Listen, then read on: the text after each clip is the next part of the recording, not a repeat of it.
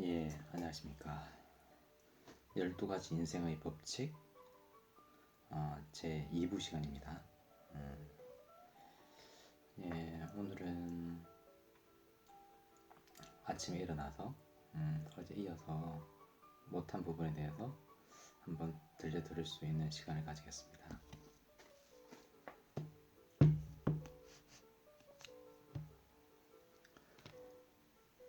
책은 이 책입니다. 12가지 인생의 법칙, 조나단 B. 피터슨 교수입니다.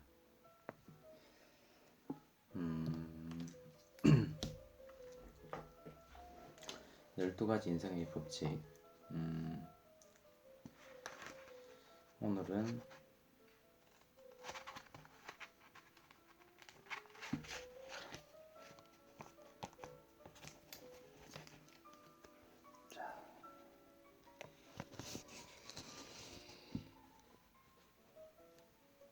왼쪽을 보시면 법칙 1은 어깨를 펴고 똑바로 서라. 법칙 2, 당신 자신을 도와줘야 할 사람처럼 대하라. 법칙 3, 당신에게 최고의 모습을 기대하는 사람만 만나라. 법칙 4, 당신을 다른 사람과 비교하지 말고 오직 어제의 당신하고 비교하라.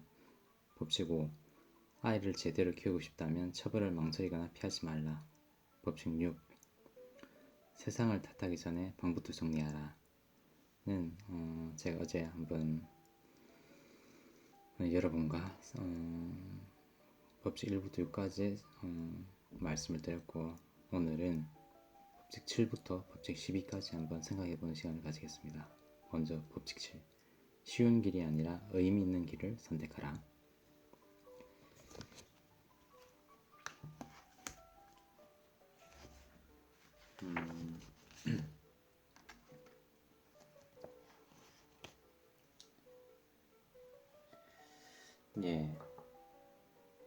여기는 보면 제일 먼저 처음에 나오는 내용이 피할 수 있을 때 피하라. 삶은 고통이다. 분명한 사실이고 반박할 수 없는 가장 기본적인 진실이다. 하나님이 아담과 하와를 낙원에서 쫓아내면서 그들에게 내린 저주이기도 하다. 또 여자에게 이르시되 내가 네게 임신하는 고통을 크게 더하리니 네가 수고하고 자식을 낳을 것이며 너는 남편을 원하고 남편은 너를 다스릴 것이니라 하시고, 아담에게 이르시되 네가 네 아내의 말을 듣고 내가 네게 먹지 말라 한 나무의 열매를 먹었은즉 땅은 너로 말미암아 저주를 받고 너는 네 평생에 수고하여야 그 소산을 먹으리라. 땅이 네게 가시덤불과 엉겅퀴를 낼 것이라. 네가 먹을 것은 밭의 채소인즉 네가 흙으로 돌아갈 때까지 얼굴에 땀이 흘러야 먹을 것을 먹으리니 네가 그것에서 취함을 입었음이니라. 너는 흙이니 흙으로 돌아갈 것이니라 하시니라. 창세기 3장 16절에서 19절.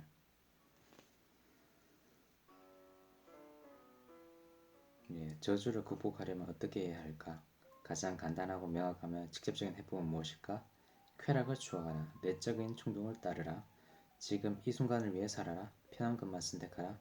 거짓말하고 기만하고 훔치고 속이고 조장하라. 들키지만 말라.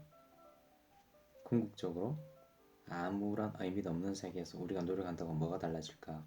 새삼스러운 의문은 아니다. 삶은 비극이고 고통이란 사실은 오래전부터 적극적이고 이기적인 쾌락을 쫓는 삶에 대한 변명으로 사용되었다.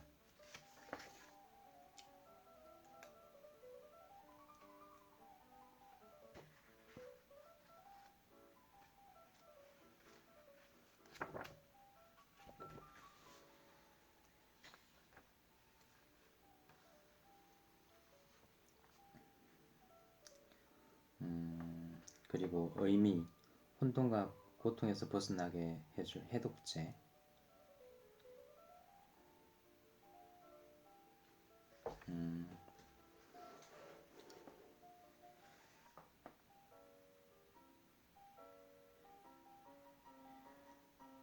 그리고 너에게 보면은 높은 목표를 지향하라. 주의하고 집중하라. 고칠 수 있는 것이면 고쳐라. 현재의 지식에 교만하지 말라. 겸손한 마음을 가져라. 전체주의적 자만심은 무자비와 억압, 고문과 실상으로 나타나기 때문이다. 나의 부족함을 정확하게 인지하라. 나의 내면에 감춰진 비겁함과 악이, 원한과 정오를 인정하라. 남을 비판하기 전에, 세상의 잘못을 바로잡겠다고 나서기 전에 나의 잔혹한 심성을 살펴라. 어쩌면 세상이 잘못된 것이 아닐지도 모른다. 모든 책임이 나에게 있을지도 모른다. 내가 성공하지 못한 탓일 수 있다. 목표를 이루지도 못했으면서 수많은 죄를 범했으면서 감히 하늘의 영광을 바라지 말라. 결국 나도 세상에 사악해지는데 한몫 거둔 것이다. 무엇보다 거짓말하지 말라. 어떤 경우에도 거짓말하지 말라. 거짓말은 지옥으로 가는 지름길이다.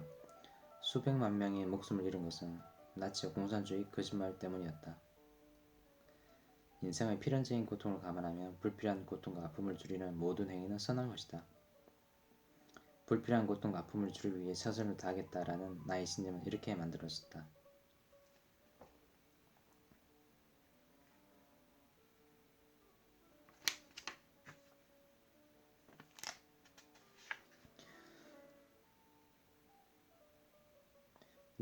융은 그런 도덕적 가치체계를 만드는 것이 필요하다고 생각했다. 생각이 제대로 정리되지 않아 내적으로 모순되더라도 상관없다. 융은 개개인이 도덕적 가치체계의 최상위에 두는 것은 그가 가장 가치 있다고 믿는 것이고 그것은 곧 그만의 신을 세우는 것이라고 생각했다. 그것은 모든 행동의 기준이고 그가 가장 굳게 믿는 것이다. 인간의 행동은 인격의 반영이다. 정확하게 말해서 상반되는 두 인격 중에서 하나를 선택한 결과다. 예를 들어서 셜록 홈즈와 모리아티, 배트만과 조커, 슈퍼맨과 렉스 루터, 찰스 프랜시스 제비어와 마그네토, 토르와 로키 중 하나를 선택한 것이다. 아벨과 카인, 그리스도와 사탄 중 하나를 선택한 것이다. 이 땅에 낙원을 세우고 더 나은 삶을 사는 데 도움을 주는 일이라면 그리스도를 선택한 것이고, 삶을 파괴하고 불필요한 고통을 주는 일이라면 사탄을 선택한 것이다. 우리는 두 면을 다 가지고 있다. 누구도 벗어날 수 없는 삶의 근본적인 조건이다.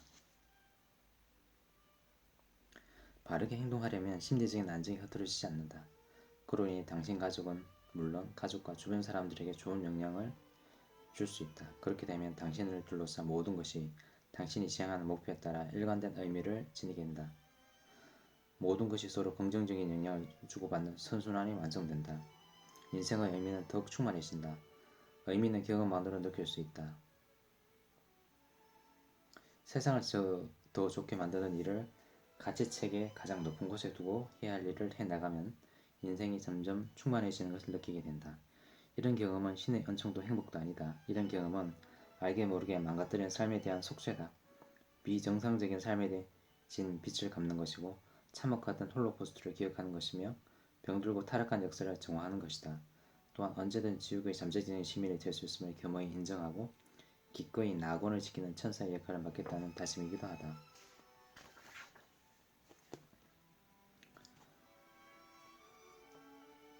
의미는 원자부터 세포와 기관, 개인, 사회와 자연, 우주까지 존재의 다양한 층의 기능들이 완벽한 조화를 이룰 때 자연스럽게 생겨난다. 각 층의 움직임은 다른 모든 층의 움직임과 좋은 영향을 주고받는다. 이런 식으로 과거와 현재와 미래가 한꺼번에 조화를 이룬다. 무의 세계를 뚫고 나와 세상을 향해 달리는 장미꽃 꽃봉오리처럼 의미는 깊은 심연에서 태어나 높은 곳을 향해 나아간다. 의미는 칙칙한 연못 바닥에서 시작해 맑은 물을 향해 조금씩 올라가다가 결국 수면 위에서 꽃을 피우는 연꽃에 비유된다. 활짝 핀 연꽃의 황급빛 수술은 완벽한 존재인 부처를 상징한다. 부처는 모든 말과 모든 몸짓을 통해 신의 뜻을 드러내고 연꽃은 바로 그런 부처가 전하는 삶의 의미를 우리에게 일깨워준다. 의미는 주변의 모든 것이 하나의 고귀한 목표를 향해 움직일 때 생겨난다. 현재 삶에 안주하지 않고 하루하루 더 나은 삶을 만들겠다는 의지는 주변의 모든 것을 변화시킨다. 의미는 혼돈과 질서의 궁극적인 균형이다. 의미는 혼돈으로부터 새로운 질서를 만들어낸다. 더 순수하고 더 안정적이며 더 생산적인 새로운 균형이 탄생한다. 의미는 한층 풍요로운 삶으로 향하는 길이다. 의미는 사랑과 진실만이 가득한 곳, 사랑과 진실 외에는 말할 것이 없는 그곳으로 우리를 인도할 것이다. 쉬운 길이 아니라 의미 있는 길을 선택하라. 쉬운 길이 아니라 의미 있는 길을 선택하라. 아주 좀 의미심장한 말이네요.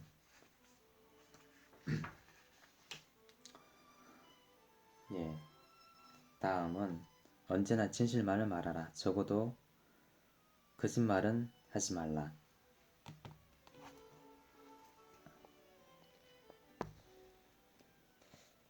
예, 왼쪽에 그림이 보이고 법칙 8.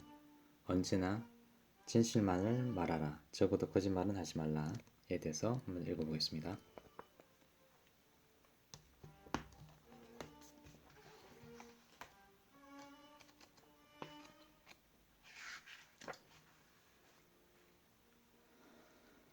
오직 진실만을 말해야 하는 이유. 목표와 야망은 행동에 필요한 시스템을 제공한다.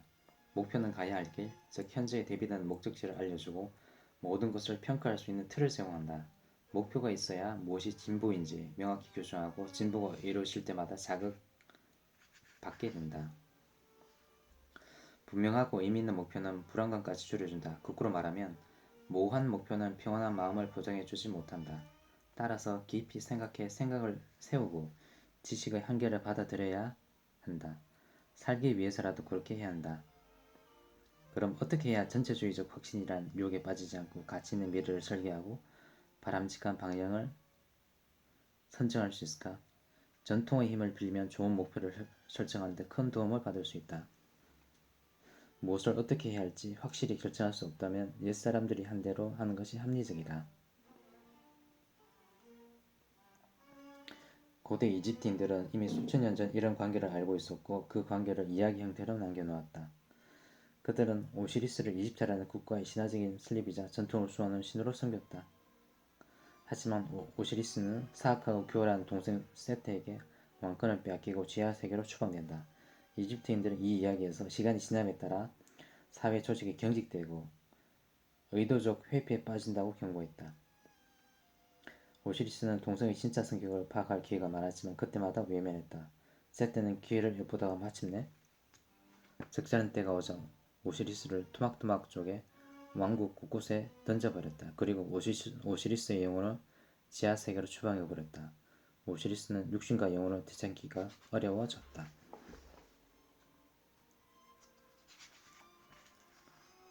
예, 이 이야기는 무엇을 뜻하는 것일까? 첫째, 아기는 신의 시력까지 훼손할 정도로 무시무시하다는 뜻이다. 둘째, 신중하고 세심한 아들은 아버지의 시력을 회복시키다는 뜻이다.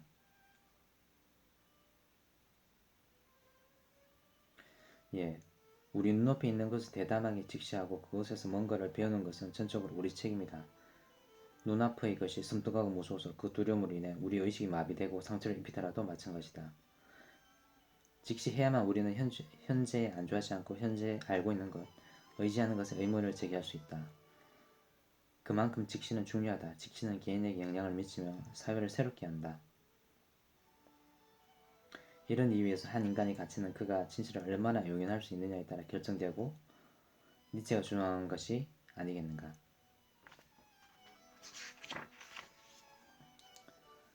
예. 서구 세계의 전통에 따르면 태초에 하나님은 말로서 혼돈을 질서로 바꾸었고 남자와 여자가 모두 하나님의 형상대로 만들어졌다. 따라서 지금 우리도 말을 통해 혼돈을 질서로 바꾸고 미래의 많은 가능성을 실제하는 과거와 현재로 바꾼다.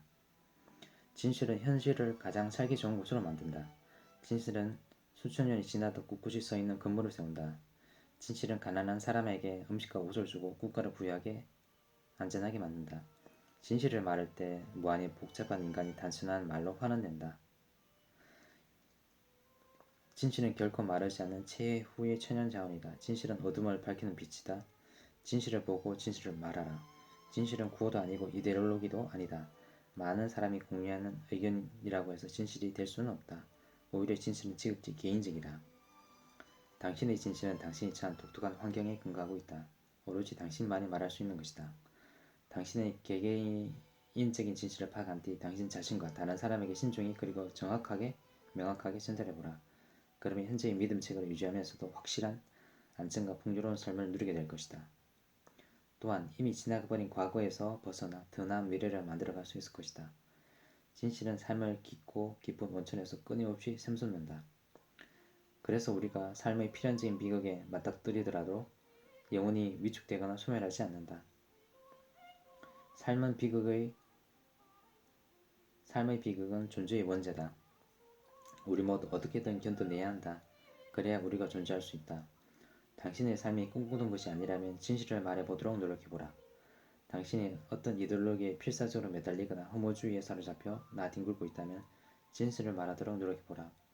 의욕이 없고 소외당하는 기분이 든다면, 혼돈에 휩싸이고 절망에 빠진 기분이라면 진실을 말하도록 노력해보라. 낙원에서는 모두 진실을 말한다. 바로 그래서 그곳이 낙원인 것이다. 언제나 진실말을 말하라. 적어도 거짓말을 하지 말라. 저도 이 룰 8, 언제나 진실만을 말하라 를 한번 실천해 보도록 노력하겠습니다. 아무튼 여러분들도 이 룰 8을 한번 준수해 보도록 했으면 좋겠습니다. 예, 다음은 룰 9. 다른 사람이 말할 때는 당신이 꼭 알아야 할 것을 들려줄 사람이라고 생각하라.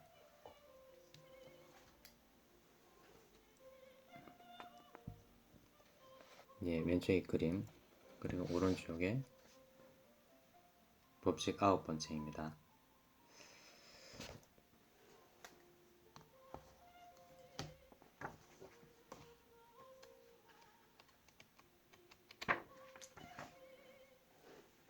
예, 법칙 9 한번 읽어보겠습니다. 지적 탐험을 위한 대화. 예, 마지막 유형은 직접 탐험을 위한 대화이다. 이 대화는 경청과 비슷한 유형에 속한다. 듣는 쪽과 말하는 쪽 모두에게 진정한 상호성이 요구된다. 이 대화에서는 모든 참여자가 자기 생각을 표현하고 정리할 수 있다. 지적 탐험을 위한 대화에서는 모든 참여자의 공통적인 관심사를 주제로 삼는 경우가 많다. 모두 그 문제를 풀려고 노력한다. 자기의 의견이 옳다고 주장하지 않는다. 또한 모두 대화를 통해 뭔가를 배우겠다는 자세로 참여한다. 이런 유형의 대화는 실질적인 철학과 구결한 생각을 형성하므로 더 나은 삶을 위한 바람직한 준비 과정이라 할 수 있다. 참여하는 사람들은 자신의 인식을 체계화하고 행동과 말의 기준이 되는 사상에 대해 논의한다.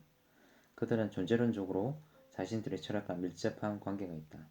삶의 기준으로 받아들이는 철학을 굳게 믿고 깊이 이해한다는 뜻이다.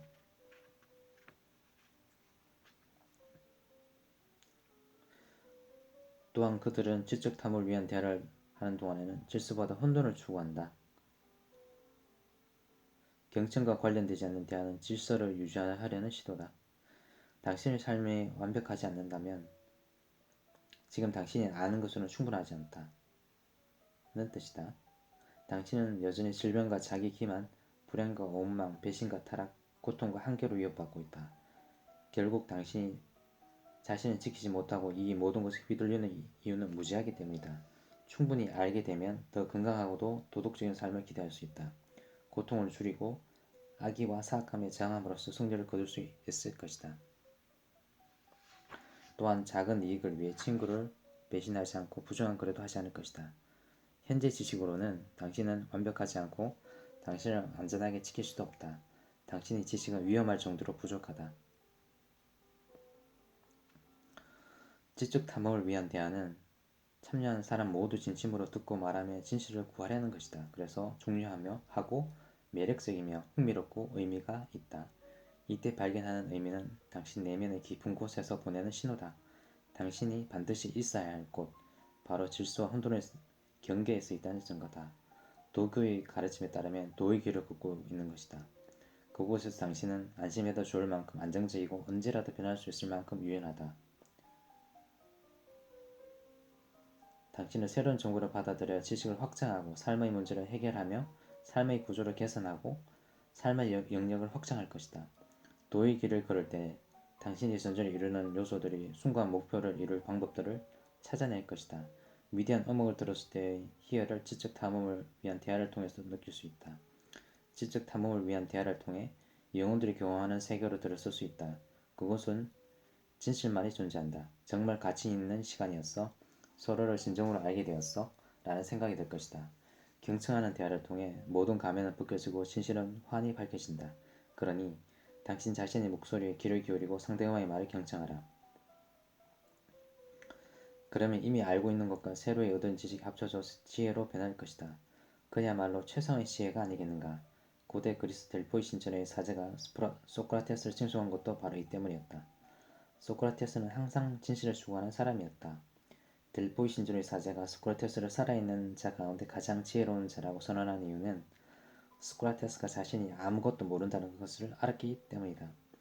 당신이 꼭 알아야 할 것을 들려줄 사람이라 생각하고 상대의 말을 경청하라.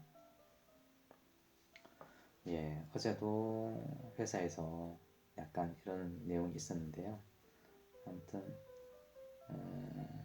상대방이 이야기해 줄 때 경청하는 그런 내용은 좀 필요합니다. 여러분들도. 예, 다음은 법칙 10. 분명하고 정확하게 말하라. 에 대해서 한번 읽어보겠습니다.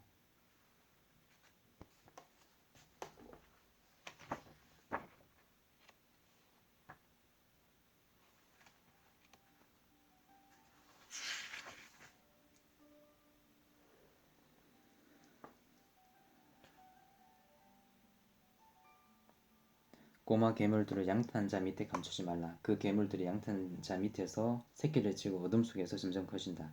그리고 당신이 전혀 예상하지 못할 때 어둠 속에서 뛰쳐나와 당신을 삼켜버린다. 그러면 당신은 미덕과 명료함의 세계에서 멀리 떨어진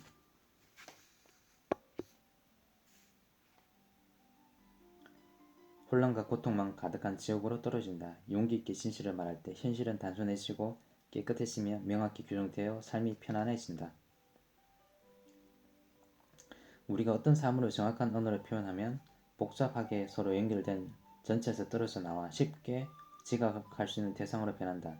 이런 식으로 주변을 단순화하면 모든 것이 명확하고 유용한 것으로 변한다. 대화할 때 주제를 의식적으로 명료하게 규정해야 한다. 특히 까다로운 주제를 두고 대화할 때는 더욱 그렇다. 그렇지 않으면 대화의 주제가 모든 것이 된다. 실제로 부부간의 대화가 중단되고 끊어지는 이유도 대부분 너무 많은 것을 이야기하기 때문이다. 과거에 일어난 문제, 지금 존재하는 문제, 훗날 닥칠 수 있는 문제 등 여러가지 문제가 주제로 떠오르며 대화가 말다툼으로 변한다. 한 번에 모든 것을 논의할 수 있는 사람은 아무도 없다. 생산적인 대화를 하려면 다음과 같이 해야 한다. 나를 불안하게 하는 건 정확히 무엇이다.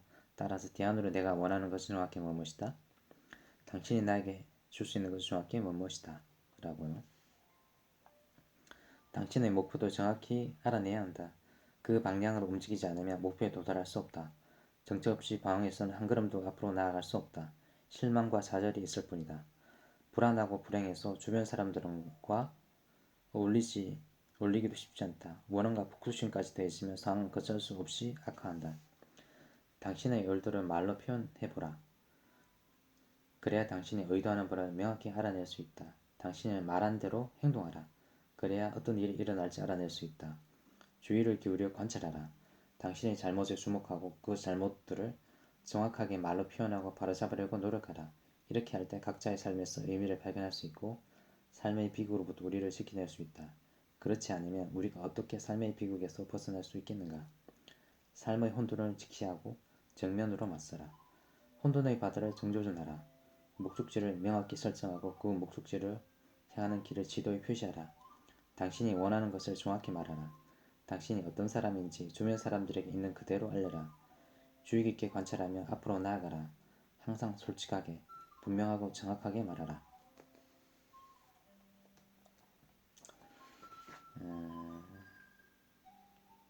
아무튼 이 당신이 말한 대로 행동하라. 삶의 혼돈을 직시하고 정면으로 맞서라. 혼돈의 바다를 정조준하라. 그리고 주의 깊게 관찰하며 앞으로 나가라. 항상 솔직하게. 이걸 한번 실천해 보도록 하겠습니다. 다음은 법칙 11. 아이들이 스케이트보드를 탈 때는 방해하지 말고 내버려 두어라. 11번. 아이의 모습이 보이고 스케이트보드가 있습니다. 11번.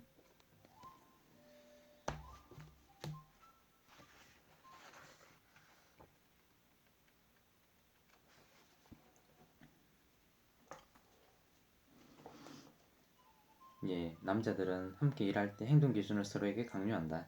당신에게 할당된 일을 해내라. 당신에게 주어진 임무를 충실히 해내라. 항상 깨어있고 집중하라. 칭얼대거나 짜증내지 말라. 항상 동료를 옹호하라. 알랑거리지 말고 고자질 하지 말라. 어리석은 규칙의 노예가 되지 말라. 아놀드 슈왈제네거도 이런 불후의 명언을 남겼다. 찌질한 남자가 되지 말라. 의존적인 남자가 되지 말라. 절대로. 그리고 수십 년 전 보디빌더인 찰스 애틀러스가 만화 형태로 만든 유명한 광고가 있었다. 맥을 남자로 만들어준 수첩이라는 제목의 그 광고는 남자아이들이 보는 거의 모든 만화책 게시되었다. 만화 주인공 맥은 해변에 담요를 깔고 매력적인 여성과 함께 앉아있다. 불량배가 지나가면 그들의 얼굴에 머리를 날린다. 맥이 반발하자 덩치가 큰 불량배가 맥의 팔을 잡고 말한다. 가만히 있어. 까불면 얼굴에 묵사발로 만들어버릴 테니까. 뼈다귀밖에 없는 놈이 까불고 있어. 불량배는 이렇게 맥에게 모욕을 주고도 한다. 맥은 여자친구에게 좋아, 나도 덩치를 키우겠소 라고 말한다. 하지만 여자친구는 괜히 고생하지마, 약꼬라 라고 맥을 조롱한다.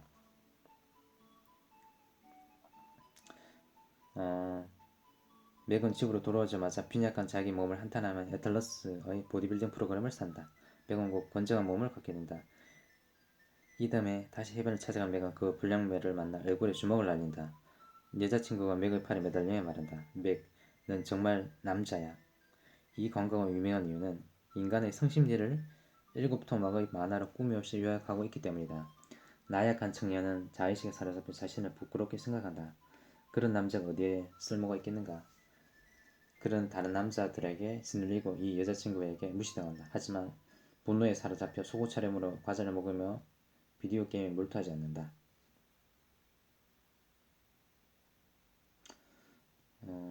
맥은 자신의 초라한 몸을 심각하게 의식하며 강한 몸을 만들어야겠다고 결심한다. 결심만 하는 것이 아니라 그것을 실천에 옮긴다. 그는 자신의 현재 상태를 초월할 수 있다고 확신하며 새로운 몸을 만들기 위한 모험의 주인공이 된다. 모험에서 성공한 맥은 해변으로 들어가 불량부의 얼굴에 주먹을 날린다. 맥은 승리를 거둔다. 맥의 여자친구도 승리를 거둔다.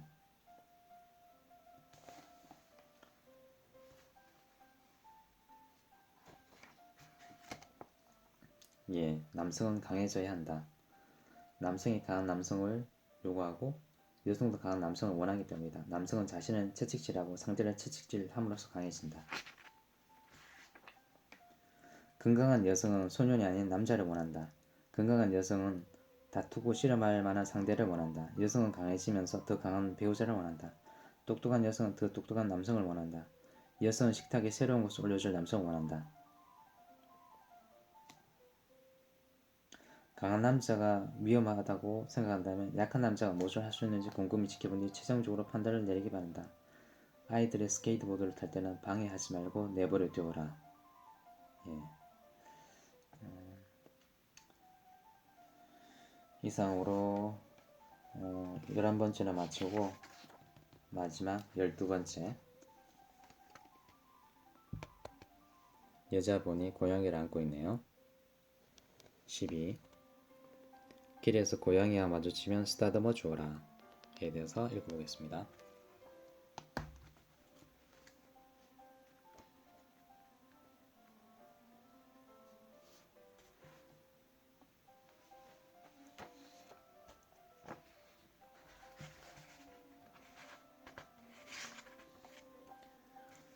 예, 우리가 큰 질병이나 위기 상황에 놓여질 때는 그 문제에 관해 대화하고 생각할 시간을 따로 정해준다.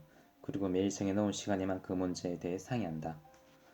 상황이 순조롭게 돌아가면 다음 달이나 다음 해에 뭘 할지 계획을 세우고 5년 뒤나 10년 뒤에 맞이할 장밋빛 미래를 꿈꿀 수도 있다. 인생의 힘든 순간을 겨우 지나오면서 내가 터득한 비결 하나는 시간 단위를 아주 짧게 끊어서 생각하는 것이다. 다음 주를 어떻게 보내야 할지 막막하면 우선 내일만 생각하고 내일도 너무 걱정된다면 1시간만 생각한다. 1시간도 생각할 수 없는 처지라면 10분, 5분, 아니 1분만 생각한다. 사람은 상상 이상으로 강인하다. 지금 눈앞에 놓인 문제를 맞이할 용기를 낸다면 생각보다 더 많은 것을 견딜 수 있다. 힘들고 어려울 때일수록 아주 사소한 아름다움을 볼 수 있어야 한다. 그래야 원하는 것이 이루어지지 않았을 때 인생이 완전히 망가지는 것을 막을 수 있다. 그래서 예수님도 제자들에게 이렇게 가르친 게 아닐까? 그러므로 내일 일을 위하여 염려하지 말라. 내일 일은 내일 염려할 것이요 한 날의 게으름은 그날로 족하니라. 마태복음 6장 34절. 이 구절은 내일을 걱정하지 말고 현재에 충실하라는 가르침으로 해석도 되지만 사실 그것보다는 더 심한 의미를 담고 있다. 이 구절은 산상수훈의 일부이므로 산상수훈의 맥락에서 해석해야 한다. 산상수훈은 하지 말라고 하는 모세 십계명을 하라는 교훈적 명령으로 집약하고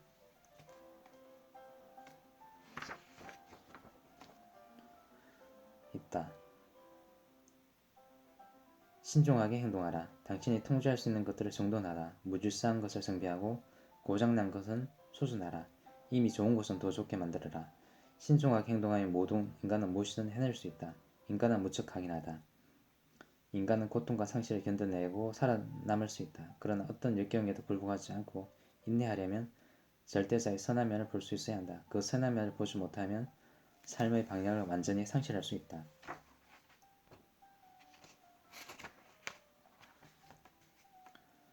예. 그래서 그리스도는 제자들에게 하나님의 천국과 진리를 믿으라고 명령한다. 최고의 선을 자기 의지로 받아들이겠다는 결단이고 용기 있는 행동이다. 피노키오를 만든 목수체 페토처럼 높은 목표를 세워라. 간절한 마음으로 올바르게 행동하라. 운이 좋아서 하늘의 뜻과 일치하면 하루하루 집중할 수 있다.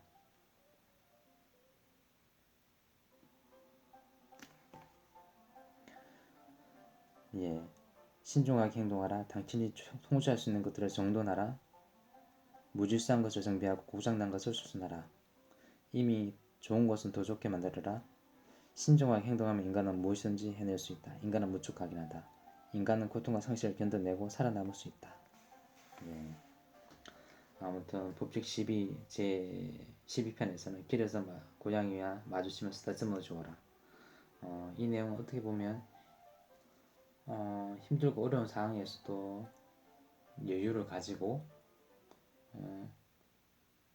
내 마음의 여유를 가져서 고양이를 쓰다주면서 지금 있는 상황을 충분히 극복할 수 있다라고 생각하고 계속 버텨나가는 거라고 생각되네요. 아무튼 여기 앞쪽에도 잠깐 그런 내용이 나오는데 인생의 힘든 순간을 개우신하면서 내가 터득한 비결 하나는 시간 단위를 아주 짧게 끊어서 생각하는 것이다.